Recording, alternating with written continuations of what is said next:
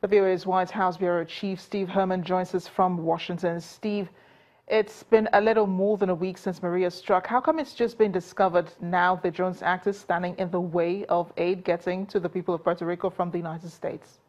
Well, that was known from very early on, and it took a number of days of wrangling and finally a decision by President Trump, who said he had heard from objections from some shipping companies about this. It's an obscure 1920 law, which incidentally doesn't apply to the U.S. Virgin Islands, which was also hit by the hurricane, but it does apply to Puerto Rico.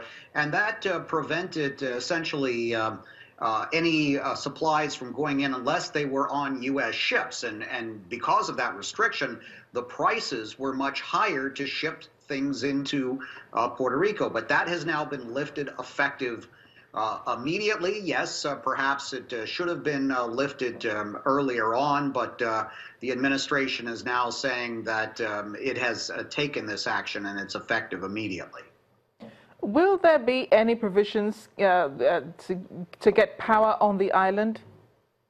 That is the absolute priority, according to Tom Bossert, who is the Homeland Security Advisor here at the White House. He was briefing reporters along with the acting Department of Homeland Security Secretary Elaine Duke just a few minutes ago.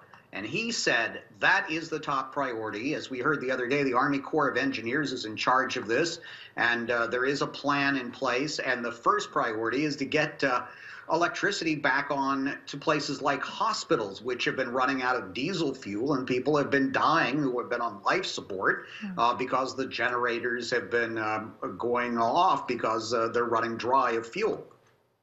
A number of celebrities, Steve, have already begun sending aid to Puerto Rico. Jennifer Lopez, the Pitbull, I believe. Talk to us about the efforts being made by non-government people towards the island.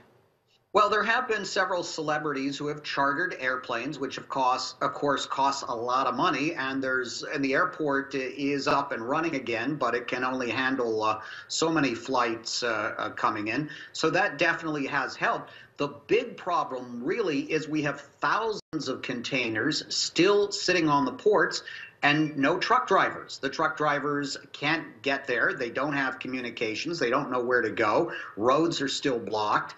So this is really the major problem. There does seem to be adequate supplies on the island, but to get them distributed is the huge problem.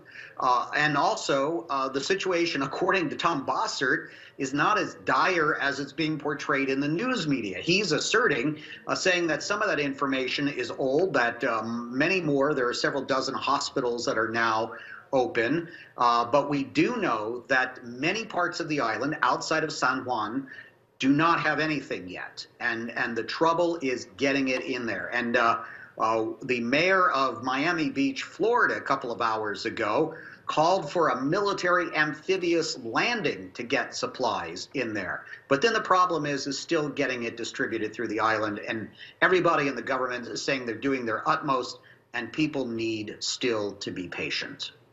Steve, thanks a lot for joining us and bringing us up to speed. You're welcome.